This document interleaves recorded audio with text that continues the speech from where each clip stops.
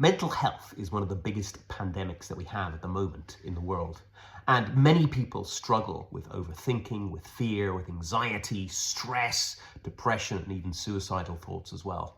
And I've helped a lot of people in this. And I was on radio actually during the week last week talking about this in terms of how we can improve our mental health.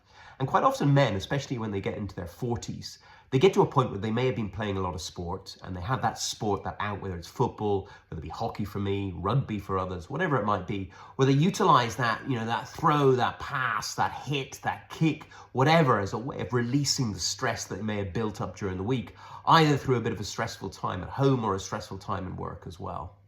And then they get to the point where they have to give up the sport, either because they're getting a little bit on in age, or their knees are going, or their back is going, or something like that, which a lot of us come to when we get to a certain age. And it's even worse for professional sportsmen who are used to having a little bit of ego shone on them in terms of when they're in the limelight and being talked about in the newspapers, on TV and everything like that. So it's a double whammy for them when suddenly they come away and they'd have none of that as well. So we have to be conscious about what's next. And I think that's really important, to try and create a sense of purpose, because when you don't feel like you've got any purpose, when you don't feel like you've got something, a passion to lead you towards, that can sometimes lead to feeling a little bit of an identity crisis and then struggling in terms of overthinking and worrying and fear of the future and everything like that as well. So in terms of purpose, I always say, have a look at what you really love doing, and it could be anything. And then what are you gifted at doing? And again, it could be anything. And then what can you add value to people in some way or form? And find a match, and then you might be able to follow that in some way. Or we see a lot of men now, the white middle-aged men in Lycra doing cycling, and you might wonder why. Well, actually cycling is a form of mindfulness, especially when we're doing long distance cycling, where you just get into what they call the zone or the flow. And it can be very good for just listening to the breath, just calming your central nervous system and getting some good exercise as well to release toxins as well. So if you can find some alternative to maybe the sport you're doing, or find something mindful or passionate that you are about, that can really help you. The other thing though is, in the morning when we wake up, they always say gratitude is the attitude. And the reason why is because if you can get yourself into a state of gratitude, it makes you feel a lot better. And I always say the best thing to be grateful for is just the simple things, like the 5 senses, the gift of being able to see the sun, to see the stars, or the person that you love, or the gift of hearing the whistle of the wind, or a bird chirping, or your partner telling you that she loves you or he loves you, or the smell of a rose, or the taste of chocolate or wine, or touch in terms of a kiss or a hug or anything like that. And it's amazing when you're grateful for the small things in life, you open yourself up in terms of your subconscious mind to bigger things. And it just is a natural thing that happens. And remember that complaining about things is the opposite of gratitude. So try and steer clear of that as much as possible and focus on the positives rather than the negatives. And remember that we all go through tough times in life. They all say that there's darkness and light, and the universe is a balance of that. So if you have gone through some dark times in the past, maybe you're leveraging up for some good times in the future as well. Or you can reframe the past and looking at it in terms of, what did I learn? How did I grow? And due to the interactions that I may have had, can I turn my mess into a message and give it meaning in some way or form?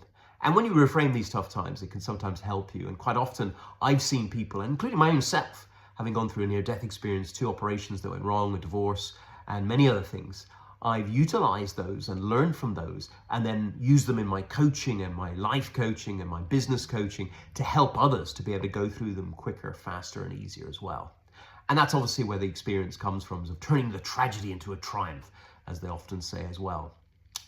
So if you can get yourself up in the morning, as I said, and be grateful for the basic things in life, maybe ground yourself a little bit, because sometimes grounding yourself can help wake you up during the day and give you a bit more positivity. And that could be down to just taking your shoes off and standing on the grass on your bare feet, or having a cold shower, which I do pretty much every day as well, or going for a run, or having a good bit of breakfast as well to really wake yourself up as well. Whatever you need to do, it's a positive thing. And then something that I was taught actually by a billionaire, he was telling me, I asked him, does he have any morning routine? And he said, not really, Doug. He said, except I do write my goals down for the day, and I have my longer term goals as well. And what I'll actually do is I'll sit or lie on my couch, close my eyes, and visualize those goals, and visualize my bigger mission as well, and visualize my self in a state of celebration in terms of I've already achieved them. And it's almost like the energetic intention of that celebration brings me from where I am through in my vision to where I need to be as well.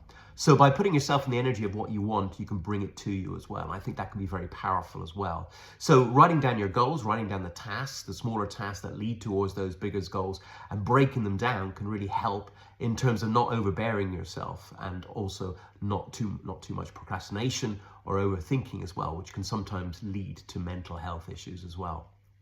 And it's very important as well in terms of community to make sure that you're not just doing everything on here on social media. You are getting out and about and speaking to other people, connecting with other people, and connecting from the heart to heart rather than just a head to head.